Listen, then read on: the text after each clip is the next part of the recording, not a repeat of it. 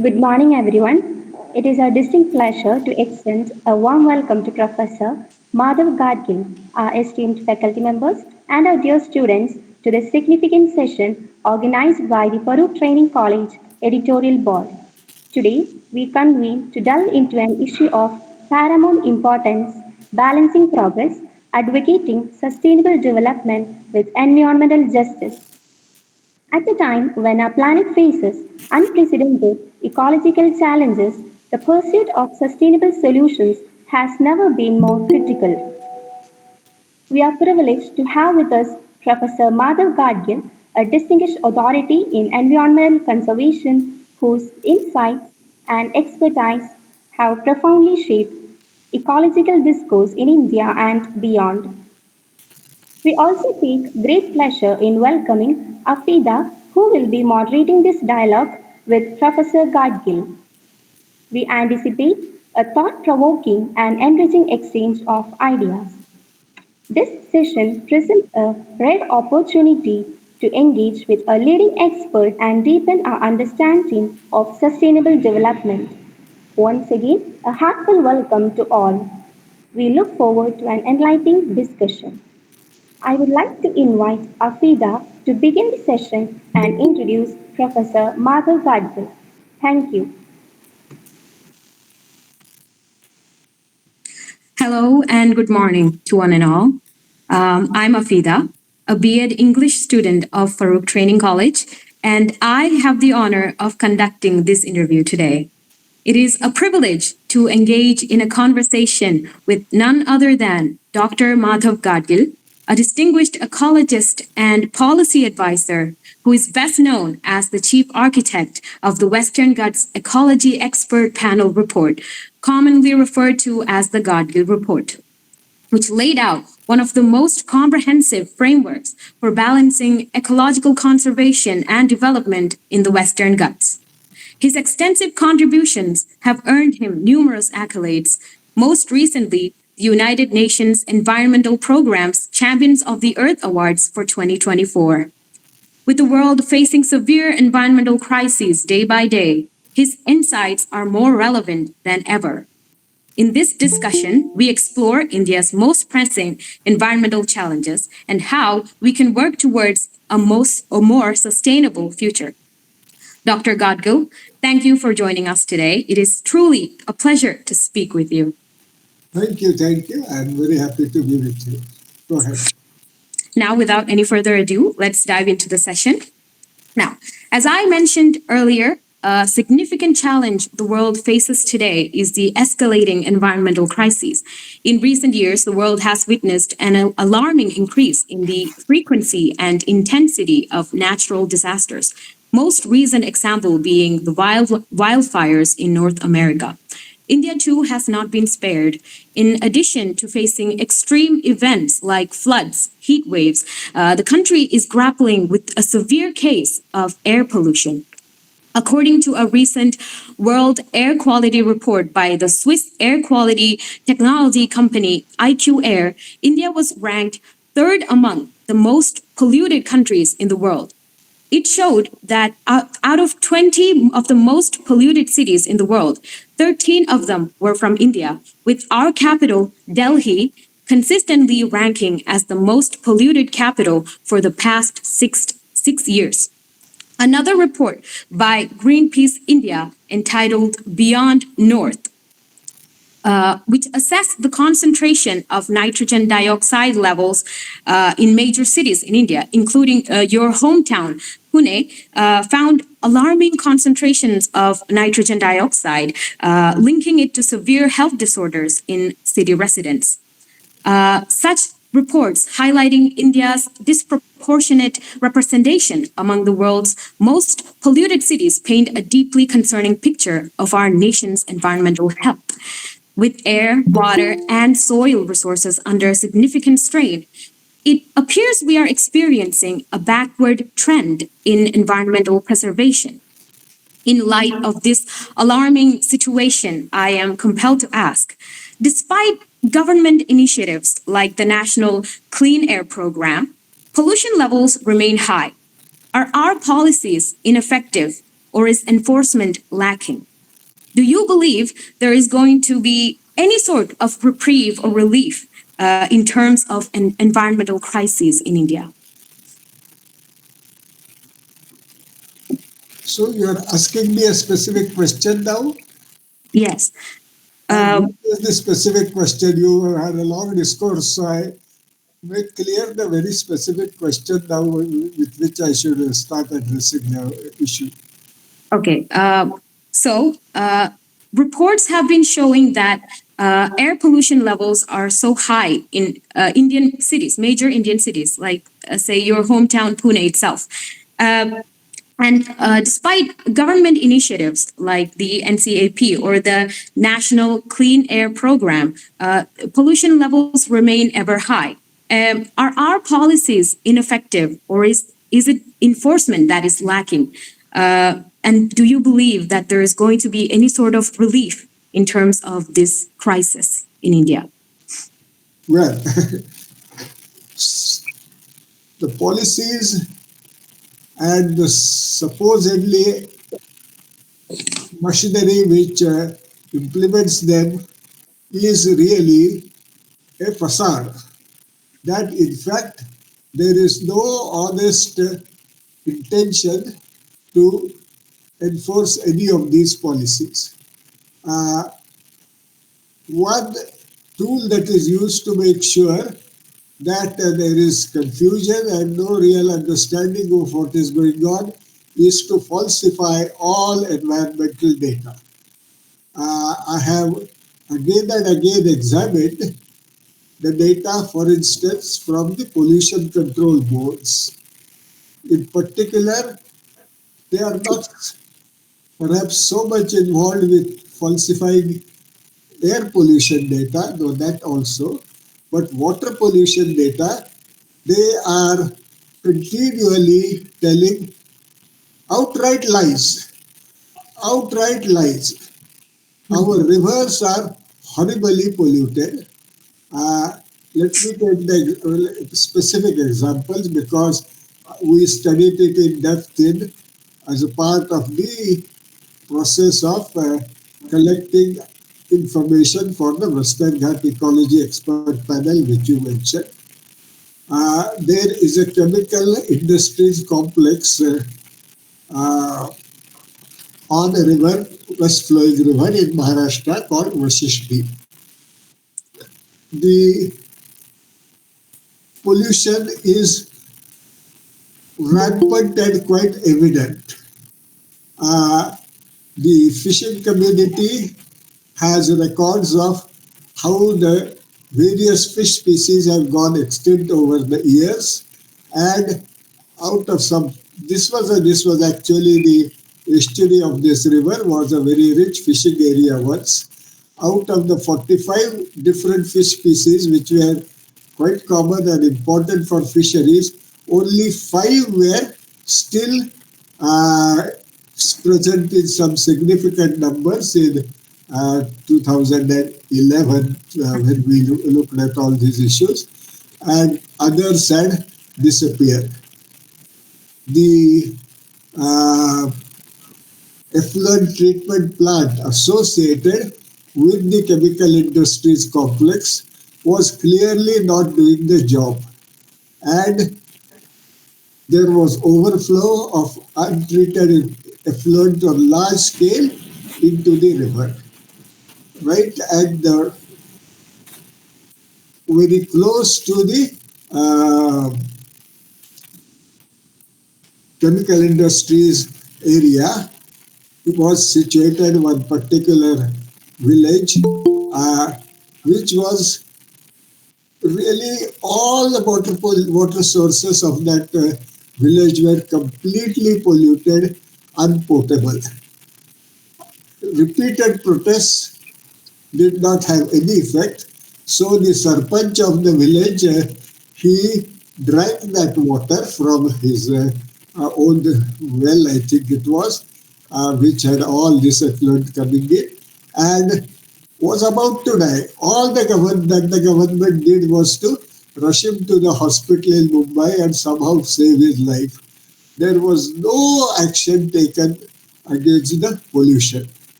As an official inquiry commission, a representative of the Pollution Control Board was with us during this field work. And when I asked him about the data with the Pollution Control Department, well, the Vashishti River was flowing with very clean water. Unashamedly, he showed me that data. This is what is happening. That what the status of the environment is continually being falsified by manipulating data. And then people, when they express their discontent in a perfectly peaceful, non-violent fashion, they are suppressed. Uh, I went to the Ratnagiri district collector's office and looked at the records for 2 years previous to uh, our inquiry in 2010-2011, and the data showed that out of 600 days for which the record was quickly available, as many as 193 days there were demonstrations in the district against this river pollution. Not just Vashishti, but other rivers of the district were also polluted. Against these river pollutions, on all those 193 days, these perfectly peaceful constitutional protests were suppressed by invoking police power. And police rounded those people up and made sure that there would be no demonstrations. Things have gotten, if anything, worse. Now, at that time itself, there was available, the government of India itself had conducted earlier a study of the pollution levels in different districts of India. And they published so-called zoning atlases for location of industries, indicating which areas no further industries should be located because already there was too much pollution. The Ratnagiri district, about which I am telling you all this in Maharashtra, was prominently marked on this atlas as district which was already having excessive levels of pollution and no further industry should be put in there. What has happened? This report has been suppressed. I have a personal copy because at that time the minister Jairam Ramesh, he was actually a Minister of Environment, he was actually interested in some positive action. So he made sure that although all the reports were suppressed throughout the country, the districts, all the districts actually, I got a copy of the report. The copy of the report is with me, and then in the modern day and age it is possible. So I have uploaded it also on the internet archives for people to see. It is very clear that there should not be any further polluting industries at all in the district. This is since 2011.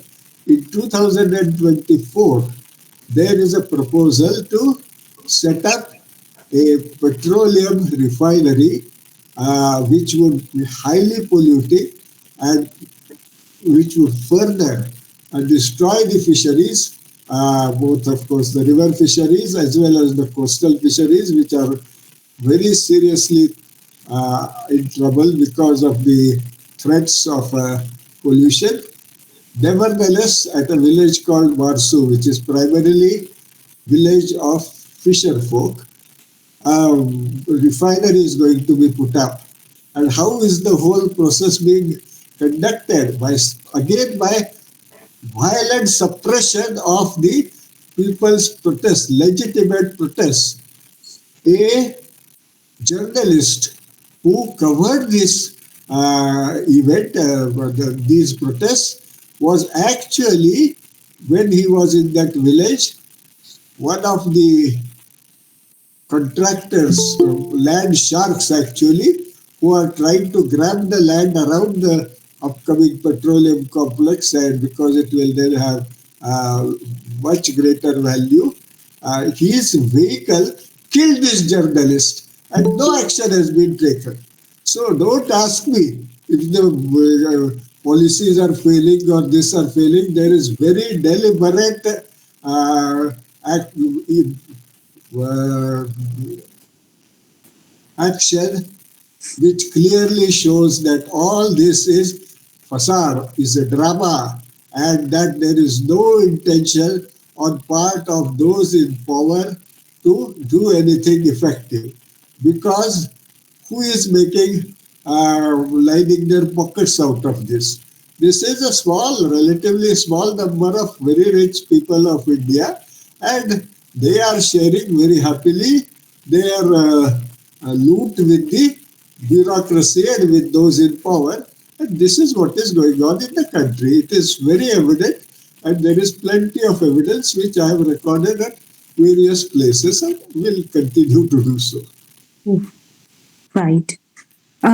You just mentioned about the these policies and action plans being facades and smoke screens to divert people's attention. Coming from a whole Indian context to the Kerala context and specifically the Western Ghats. Now, the Western Ghats, as we all know, are home to several endemic and critically endangered species, serving as a vital wildlife corridor with unique ecosystems, freshwater wetlands, and rare swamp forest. Now, despite its immense ecological significance, the region faces mounting threats. And we also know that since 2018, Kerala has experienced a series of devastating natural disasters, including severe floods and landslides, such as the Kavalappara and Mundakai incidents, and with each monsoon season, fear and uncertainty grow among these people. And now, from your last answer, we have concluded that the root cause of these recurring disasters is the failure to implement effective environmental conservation measures. But why does there continue to be such negligence in protecting our natural ecosystem? Is meaningful action always going to be hindered by bureaucratic hurdles and governmental inaction, despite there being such calamities and disasters? Well, it looks like, unfortunately, that there are very strong indications that there is growing inequity in the ability of different sections of the society to influence develop all the events. And by and large, those sections of the population which are dependent for their well-being, for their health, for their livelihood on healthy natural resources such as fisher folk I talked about, but also farmers to a great degree, and pastorals. Perhaps Kerala doesn't have so much of those, but in the peninsular India, elsewhere where the lower rainfall, there is a large population of those who herd cattle and herd sheep and move around with those. So these are the people, again to say, certainly a very large number of people dependent on agriculture, fishing, and then on pastoralism, that is primarily their livelihoods come from livestock, not just as a secondary addition to farming. Their population is very significant and perhaps makes, there is no clear data, but at least 60%, but probably as much as 70-75% of the population of the country. Then a significant number of these who have been alienated from their natural resource base have been forced to go to the cities, and there is perhaps as many as 15% of India's population is living in shanty towns, slums around cities. These are the displacees. So you can see this. But the remaining 15%, which are in the organized services industries sector, which are better educated and which are they are completely alienated from Indian society. Most of their children are dreaming of getting into some highly rated institutions such as IITs, getting a degree and then going to United States, which is their dream. They have just forgotten about the rest of India. And it is this class which is influencing overall what is happening. And of course, from this class comes the bulk of the bureaucracy, and the politicians are quite comfortably able to manipulate them and then make sure, and that is clear. All the economic data shows that the economic disparities in India have been growing. And as I said, where are the eyes of these people? On the United States. And now United States has a president whom I know many of these people in Pune, whose again, as I said, whose only ambition is to send their children to settle in the United States. They think President Trump is a very great man. President Trump has actually withdrawn all environmental protection measures in the United States itself, which had been set up after considerable uh, people's movements against pesticides and so on in the 1960s. Now, 60 more than 60 years later, Trump is actually taking off all that protection. Now, as I said, so with this 15% of the people with their eyes on the United States and on Trump, they are perfectly happy. Oh, if our Indian government is also taking off all environmental protection, that is, after all, what the country we dream about sending our children to is thinking of. So this is the kind of unfortunate social uh, structure that has come to prevail in our country, which makes it very difficult for us to move forward. Nevertheless, there is one positive development which I think would eventually, hopefully, promote some positive action. With all this, India remains a democracy, and we have a constitution which declares that it is the people of India whose constitutional rights must be protected, and those include right to livelihood, right to clean environment.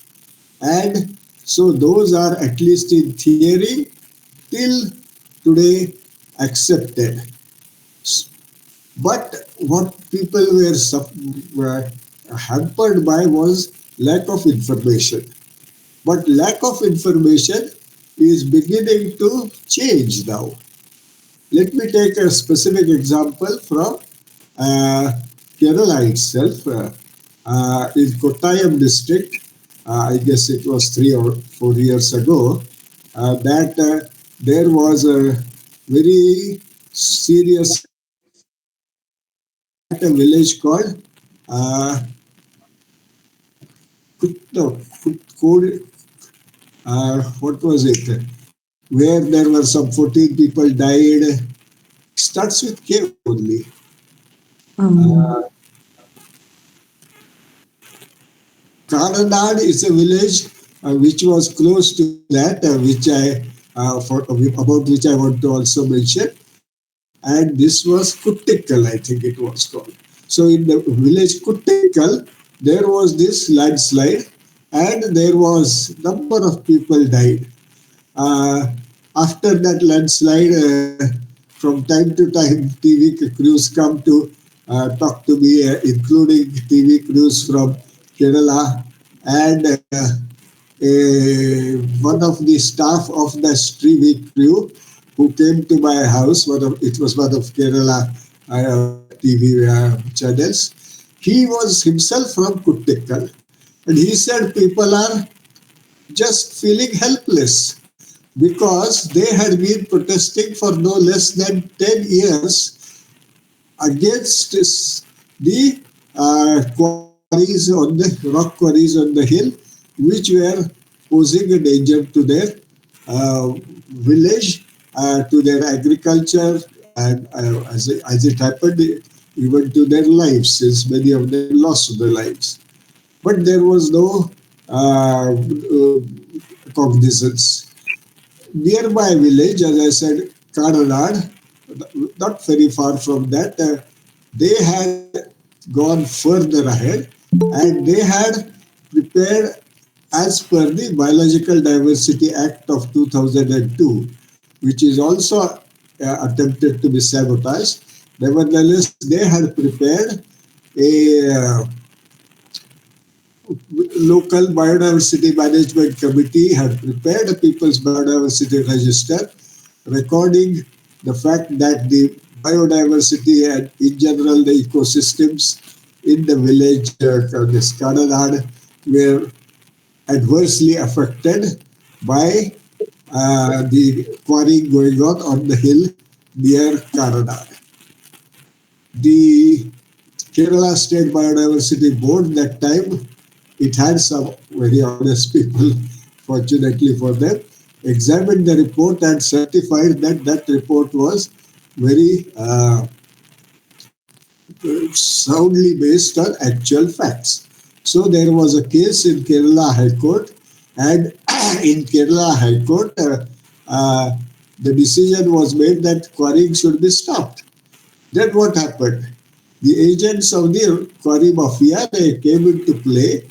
They went to the village and said that if you insist on continuing, then all that will happen is your village will be declared ecologically sensitive. And by, that means that you will be in the grip of the tyrannical forest department. All that the forest department will then do is to get into your village, harass everybody, extract bribes, and you will gain nothing.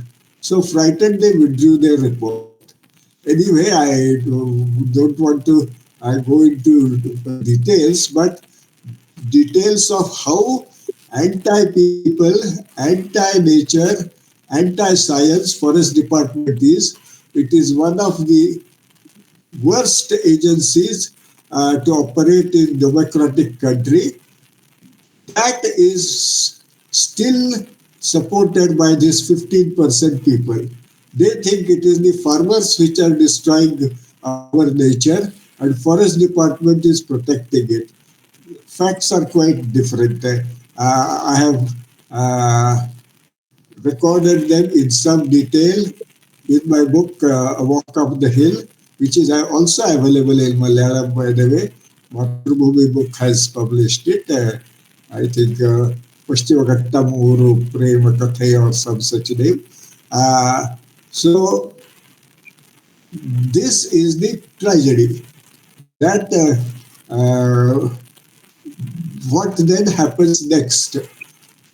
Very interestingly, this boy from TV channel, fellow from Tikkal said, all that our people now seem to have left is to leave the village and go work in the cities. And what will they do in the cities? In the cities, they will become primarily very badly paid, exploited labor of the building industry. And this is happening all over the country.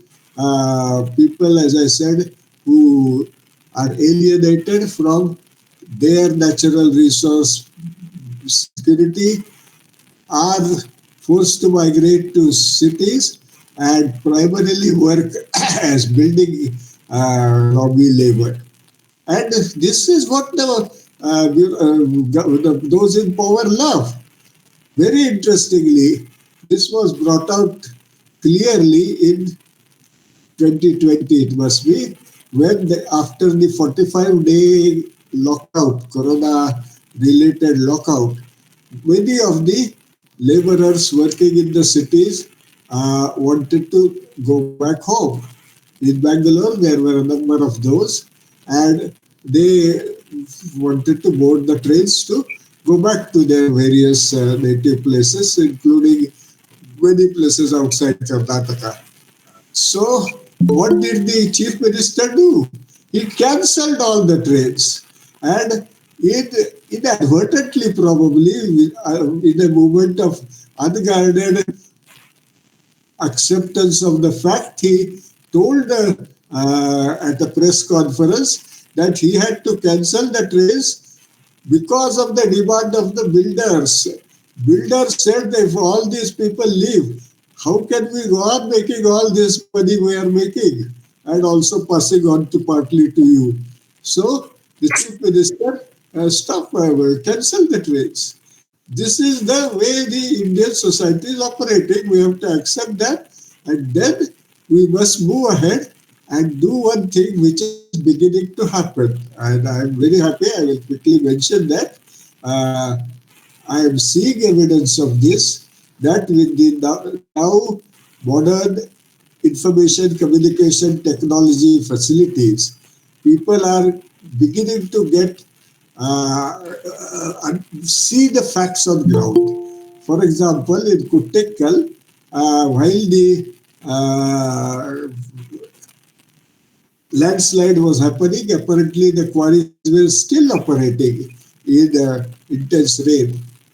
And the government had said that there are only 3 quarries around Kuttekal. But the Google Earth image showed there were at least 13 quarries operating around Kuttekal. So people have access to this honest information now for the first time. Then, now they are able to get in touch with each other and build networks and build up resistance. In another context, I am seeing it. I have been working for many years with the tribal communities of Maharashtra in the areas, bordering Chhattisgarh. Uh, Now there, they are in great difficulty in many ways uh, because despite the Forest Rights Act, which is giving these tribal communities rights over forest, the government is not permitting actually the rights being uh, operationalized, implemented. Nevertheless, in one particular tribal district, Gadgil, fortunately for the district, there was a very honest lady, Kiran. She was the deputy commissioner handling this issue, deputy collector of the district handling this issue, and she granted the forest rights as called for by the act. So a lot of villagers have forest rights, and I am working with them. This is area you might have seen in papers all the time, that Chhattisgarh and this adjoining area of Gadchiroli in Maharashtra are very seriously affected by Naxalism. Anyway, so in these villages affected by Naxalites and in many ways in serious difficulty, including their very poor educational facilities, the boys and girls in the villages have access to now the smartphones. And I am, because I have been working with them, I am in touch with them. Just as I am talking to you here, I am able to, and I am in touch with the boys in these remote villages. They are building now a network and with other tribal areas, and they are now getting organized. Uh, They have enormous on the ground knowledge of the natural ecosystems. They are able to put it to good use in operationalizing their forest rights. So this is the other side of the story, that while the economic disparities are growing, disparities in access to information are sharply decreasing, and maybe through with that advantage something positive could happen in the future. Yes. Now you mentioned. Sorry, please give me few minutes break. Now I have been speaking all along, and I need say 3 4 minutes break, and then I will join you again. Okay.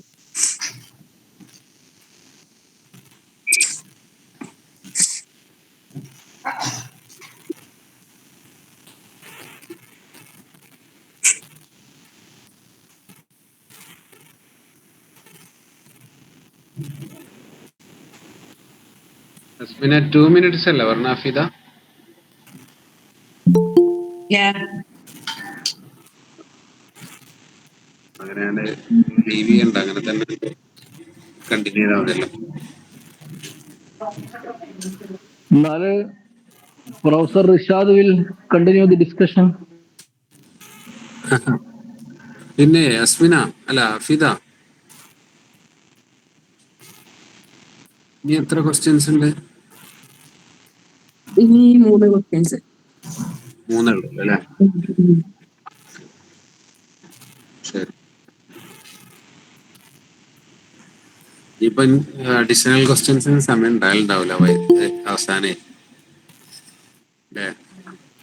സാറിന്റെ പ്രത്യേകത മുപ്പര് ഒരു സംഗതി പറയുമ്പോൾ അതിനപ്പുറത്തും ഇപ്പുറത്തുള്ള കുറെ anecdotes അങ്ങനെ ആ, ആ, ചേർത്ത് പറയാ ചെയ്യാം. അതെ അങ്ങനെ അതെ. തന്നെയാണ്. അപ്പൊ എന്താ വെച്ചാൽ ക്വസ്റ്റ്യൻസ് കൂടുതൽ ചോദിക്കാനുള്ള അവസരം അതായത് കുറവാ. അല്ല, അതുകൊണ്ടാണ് നമ്മൾ നേരത്തെ തന്നെ ആ ഇൻസ്ട്രക്ഷനിൽ അങ്ങനെ എഴുതിയതേ. ഇടയിലും ചിലപ്പം ചോദിക്കാൻ തോന്നും ഇങ്ങനെ ഓരോ കാര്യങ്ങൾ വിശദീകരിക്കുന്നത് കേട്ടാലേ. ഇടയിൽ കയറി ചോദിക്കാതിരിക്കാൻ അവസാന സമയം ഉണ്ടെങ്കിൽ. സാറേ നമ്മൾ റെക്കോർഡ് ചെയ്യുന്നുണ്ട്, പരമാവധി വോയിസ് മ്യൂട്ട് ചെയ്യുന്നതാണ് നല്ലതല്ലേ? അല്ല, റെക്കോർഡ് ചെയ്യുന്നത് നമ്മള് എഴുതാനുള്ള പർപ്പസിനാണല്ലോ അല്ലേ? അതെ, എന്നാലും അത് ആ, പ്രശ്നമാവോ? ഇല്ല ഇല്ല. അല്ല, ഏതായാലും നമുക്ക് നിർത്താം. ഞാൻ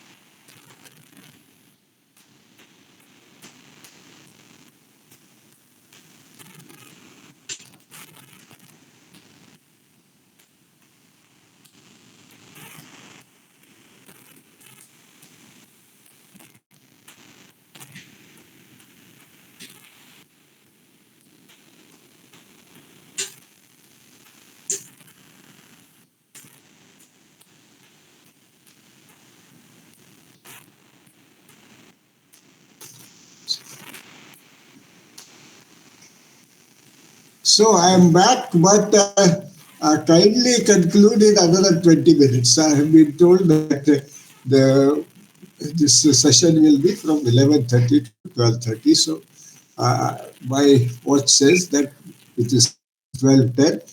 So you adjust as you like, but another 20 minutes. Yes. Then we will ask the most important question that we want to put forward to you. Now, education, as we know, plays a crucial role in shaping future generations. And as teacher trainees and future teachers, we will have the responsibility of guiding thousands of students in the years to come. Instilling environmental consciousness at a young age is essential for long-term change. However, in a world where economic priorities often overshadow environmental concerns, it can be challenging to get students to truly engage with sustainability beyond just theoretical knowledge. How can we, as future educators, go beyond textbooks and actively inspire students to build a sustainable society? What practical steps can schools and teachers take to ensure that young minds develop a genuine connection with nature and a sense of responsibility towards the environment? Well, I mean, as I said, the issue is one of this notion that you can be a nature lover and very much concerned with environment, but you can go headlong through your life completely ignoring the social economic issues. This is the very common experience of uh, most of the urban educated nature lovers in the country. Uh, I was brought up in that class, and I initially had been very much in uh, tune with one with many of these till I began to see that the problem is very serious problem is that we have this fragmented society, as I told you, that those who are dependent on the natural resources base for their livelihood, for their health, uh, they are the ones who would be in a position to uh, actually take care of nature uh, if they are empowered. It is their disempowerment today. As I said, when the fisher folk protest that all their livelihood is being destroyed by water pollution, all that is done is to suppress them. Now, in that case, you are being continually alienated from these classes and groups of people is really a very serious impediment for effective thinking, effective action. I do not know how this can be overcome. Maybe you are involved as teachers, you can think about it. But to my mind, this is the crux of the matter. Yes. Now, I would also like to ask this. Now, Kerala, as we all know, has long marketed itself as God's own country, and it has capitalized this identity to promote its tourism industry. Now, under the new responsible tourism mission, the government has been working to promote sustainable community driven tourism. However, while projects like jet skiing, heli tourism, and such services continue to be developed, some initiatives, such as caravan tourism, struggle to survive, partly due to poor infrastructure, including ill maintained roads. Now, this highlights a gap in infrastructure development, which contrasts with ambitious projects Kerala is now pushing forward, such as the Silver Line project, a high speed rail corridor that requires the acquisition of tens of thousands of hectares of land. While these projects aim to boost connectivity and economic growth, they also pose significant environmental risks. Given Kerala's ecological sensitivities, do you believe it is possible to implement such large scale infrastructure projects in a truly sustainable manner? How can we ensure that development aligns with environmental conservation rather than causing irreversible damage? What is development? That is the issue. You are not examining what is development, what is your words like sustainable development, and now earlier, of course, it was just development, now it has become sustainable development. These are parroted. What is happening through all these infrastructure projects? For instance, they are demanding enormous amount of rock metal for their execution. And these quarries, which are providing these rock metal for these projects, they have rendered the entire hill chain of Western Ghats fragile. And we have more and more landslides which are Uh, of course, the worst was in Kerala, in Wayanad, this July 30th or so, where over 450, I think, people were killed, or some such large number. And you just examine what was happening there, and your all these stories of tourism and this and that.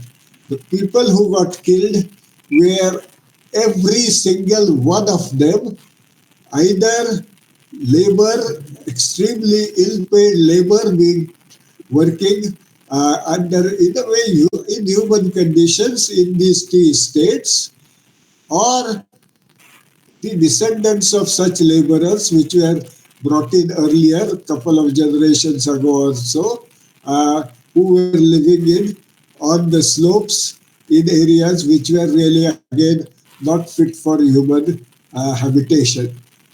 The tea estate owners and their friends, they are running big tourist resorts in Wayanad.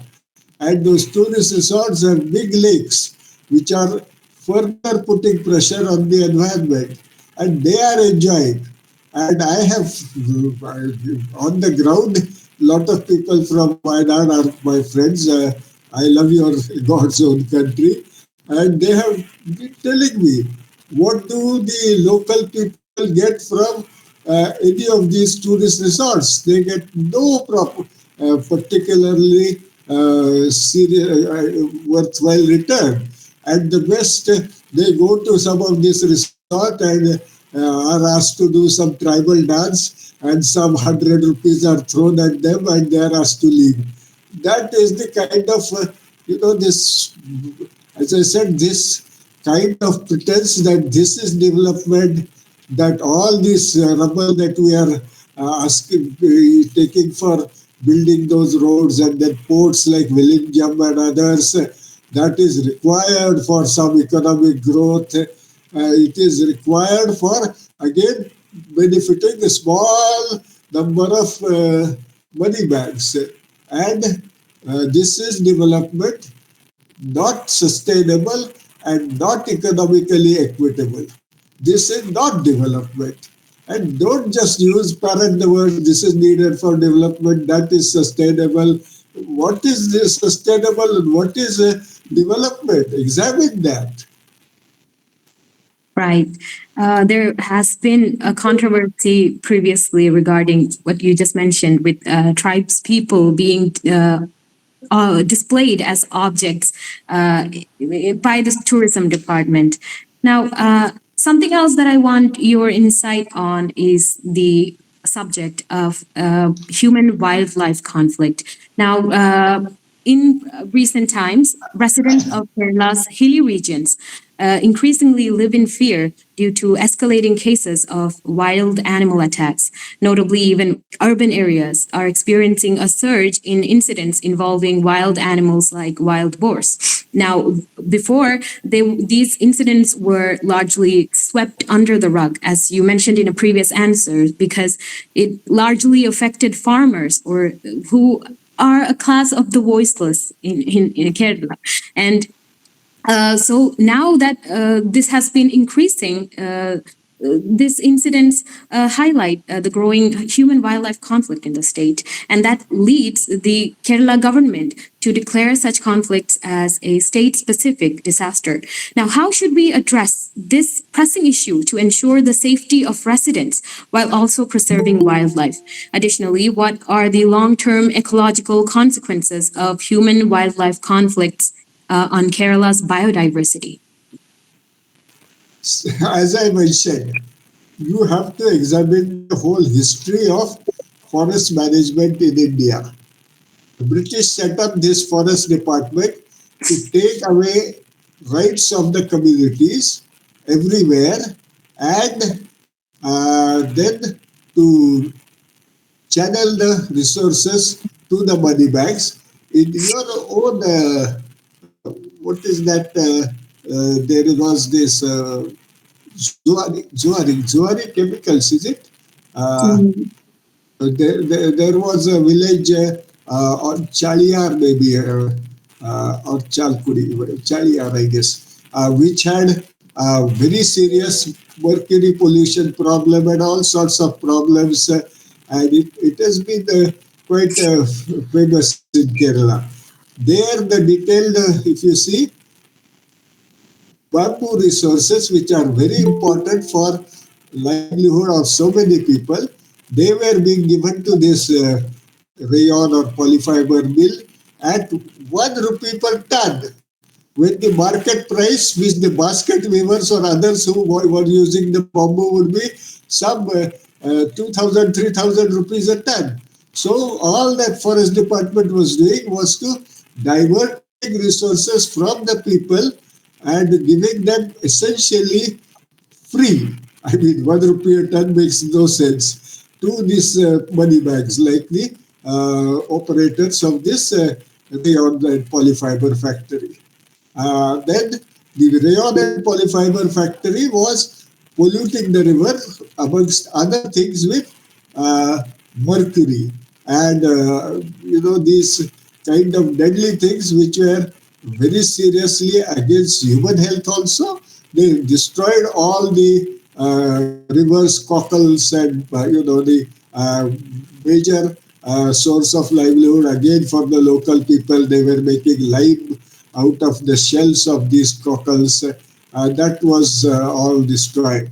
So this is what is happening. But till 1972, before the Wildlife Protection Act, the Forest Department's powers were largely restricted to some 23% of the forest area of the country. After the 72 Wildlife Protection Act, the whole country has come into the tyrannical hold of the forest department. I told you about what the the Karanad villagers were told, that if you declare this ecologically sensitive, you will only get into the stranglehold of the tyrannical forest department. Those were the threats that were told to them. So, Wildlife Protection Act, I have considerable familiarity with the wildlife regimes throughout the world, is unique. There is no such irrational and stupid act is enacted by any other country. Only India has this irrational and stupid act. And you mentioned wild pigs. Uh, Again, I don't want to go into details, but it is very clear that wild pig is an animal which breeds very rapidly. About age of some 10, 11 months, they begin breeding, and at each time, the sow produces 10, 11 piglets. They just explode. And that's what has happened. They have exploded. And throughout the country, not just Kerala, throughout the country, wild pigs are a great menace for the farmers. And not only for the destruction of crops, but they are from time to time, the wild boars, the big males, attack human beings also and kill them. Okay, so what is the value of human life, and what is the value of human property destroyed by these wild pigs? Uh, I have many friends in many walks of life. I have amongst them a senior police officer who retired, in fact, as Director General of Maharashtra Police Force, and another friend who retired as a High Court judge of one of the benches in Maharashtra. I talked to both of them. I explained to them. They said, look, both of them said very clearly, this is an unconstitutional act. We have Indian Penal Code. Indian Penal Code sections 100 and 103 say that if a human intruder gets into your house and is clearly damaging your property, and you have possible danger to life from that intruder, then you can kill that human intruder. You will not be guilty of. You will, this is your right to kill such an intruder. If wild pig gets into a farm and if the wild farmer kills it, he is a criminal. So value of a wild pig's life is greater than that of human life in this country, which is just absurd. Uh, so, as I said, there is no other country in the world which has such an absurd act. And despite all this, on a global scale, you can see that India has the worst record of nature conservation. India has the worst record of there are these happiness indices, unhappiest people, and then beyond that, just forget about these global records. Just think of malnutrition. There is every few years a national family health survey, and the National Family Health Survey tells us that from 47 till today, the proportion of people malnourished in this country has remained roughly around 40-42%. With all these years of your development, we have same level of malnutrition. And wild pig meat is a very good protein source. I know it. Among other things, very interestingly, there is a book of the meals served by the Nepal's kings. And the Nepal's kings are particularly fond of wild pig dishes. It's a delicious meat, it is nutritious meat, and in this country where there is this level of malnutrition, to deny the farmers the right to kill what would be rightful if they kill another human being, intruding and doing this, is a criminal act. So the whole system is absurd. It must be completely dispensed with, and a new regime should be brought in where there would be proper defense of the basic human rights of rights to livelihood, rights to employment, to clean environment. All those rights given to us by the Constitution should be brought in to play. We have to work out a system. I have in my book again, this my scientific autobiography, outlined a system to my mind, which is the right kind of system to have wildlife management. But I will not go into details here. But if anybody is interested, please take a look at the chapter. I have a whole chapter on human-wildlife conflict in the book. Okay.